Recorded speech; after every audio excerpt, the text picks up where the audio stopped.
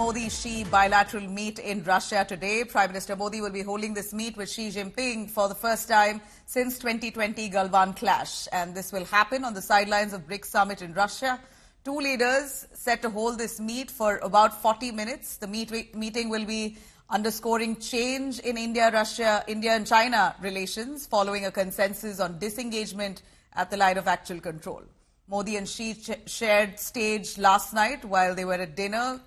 In fact, this was hosted by Russian President Vladimir Putin. He hosted dinner for all the BRICS leaders, nearly 30 world leaders who came in attendance as part of this summit. There were several bilaterals, but the most talked about certainly is the one that India will have with Russia.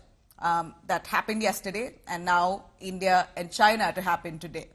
This will be the first bilateral between Modi and Xi in 5 years. They met for an informal summit in Mahabalipuram back in 2019, months before the Chinese incursions in eastern Ladakh that triggered off a massive military standoff along the line of actual control. I can confirm that there will be a bilateral meeting held between Prime Minister Modi and President Xi Jinping on the sidelines of the BRICS summit. The exact time and other logistics are being worked out, but the meeting will take place. Sir नमस्कार, मेरा नाम गौरव सावंत है. I work for India today and आज तक. Sir, चीन के रुख में ये परिवर्तन आया कैसे आपकी दृष्टि में, और जब पेट्रोलिंग दोबारा रिज्यूम होगी तो फिर बॉर्डर पे ट्रूप्स के क्लैशेस ना हो जाए, क्या इसका भी कोई मैकेनिज्म है? और डिसएंगेजमेंट तो हो रहा है, क्या डी एस्केलेशन और डी इंडक्शन की भी बात हो रही है?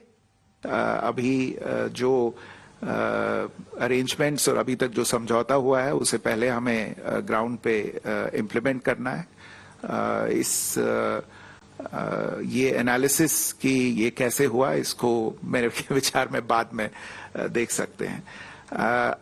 आपने कहा कि जो आगे फेस ऑफ्स न हो, क्लैशेस न हो, उनको कैसे रोका जाए. मेरे विचार में बहुत ही ये एक अहम आपने सवाल, एक अहम मुद्दा उठाया है, और हमारी आशा है और हमारा प्रयत्न रहेगा कि जो अरेंजमेंट्स वर्कआउट हुए हैं, जिन पे समझौता हुआ है, वो ऐसे अरेंजमेंट्स हो जिनसे इस तरह के क्लैशेस रुक सकें जो पीछे हुए हैं कहीं कहीं पे लाइन ऑफ एक्चुअल कंट्रोल के पास. तो इसमें आगे हमें देखना पड़ेगा और लगातार प्रयत्न करना पड़ेगा, लगातार कोशिश करनी पड़ेगी कि जो मैकेनिक्स हो, जो अग्रीमेंट के, वो ऐसे रहें कि इस तरह के जो क्लैशेस हैं उनको रोका जा सके. जहां तक आपका अंतिम प्रश्न है कि डिसएंगेजमेंट हो गया है या हो रहा है और डी एस्केलेशन और डी इंडक्शन की बात कहाँ आती है, मैं फिर से यही कहूंगा कि अभी हमें पहले डिसएंगेजमेंट पे फोकस करना है और डी एस्केलेशन और डी इंडक्शन की बातें सही समय पे होंगी. Now, India Today's Gaurav Sawant, currently in Russia's Kazan, bringing us these exclusive details on the bilaterals. Let's hear it. It's a very crucial day for India-China talks here at Kazan at the BRICS summit. So it's confirmed Prime Minister Narendra Modi and the Chinese President Xi Jinping will be having a bilateral discussion, and it's more than just a pull aside is what we are being told. And this is the first time the two leaders are meeting after the 2019 Mahabalipuram engagement, the Mahabalipuram initiative that India had undertaken. Now, if you'd recall, India has repeatedly tried to improve relationship with China, but China has repeatedly stabbed India in the back. Now, you'd recall in 2017, the Dolam incident or the Doklam incident, where Indian Army actually had to go to that tri-junction area into Bhutanese territory and then stop the construction of a Chinese road very close to the Indian border, which could have threatened India's interests in the Chicken Neck area. And that had led to a standoff that lasted over 70 days. There, both the armies once again were virtual eyeball to eyeball.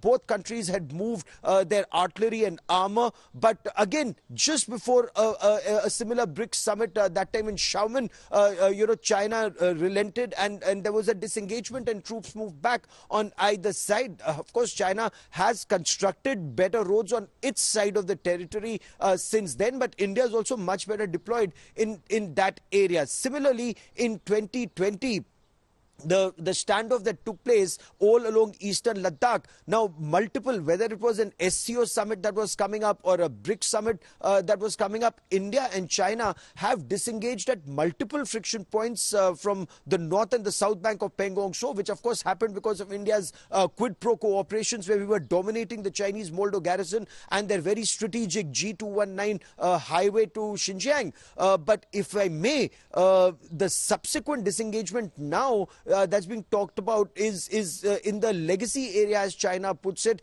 the standoff at Depsang on the Depsang Bulge, the northern part of eastern Ladakh, and Demchok, the southern part of eastern Ladakh. And there, once again, China feels extremely threatened. So the standoff actually meant that India wasn't permitted, Indian Army troops were not permitted to go up to their patrol points, patrol points 10, 11, 11A, 12, 12A and 13. And the Chinese army wasn't permitted to come to their claim line, which is about a kilometer short of Butse in that area. And I've reported from ground zero in Daulat Beg Oldie, which is just north of the Depsang Bulge, that area.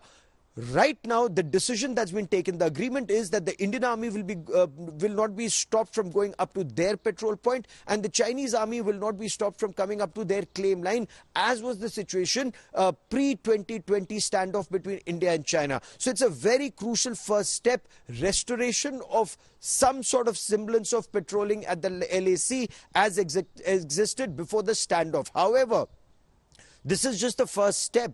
It's a tactical first step which shows that India holding our ground helped de-escalation of tensions, which is moving back your armor, your artillery, your armored personal carriers, your tanks, the Chinese rockets or their longer range weapons from that area.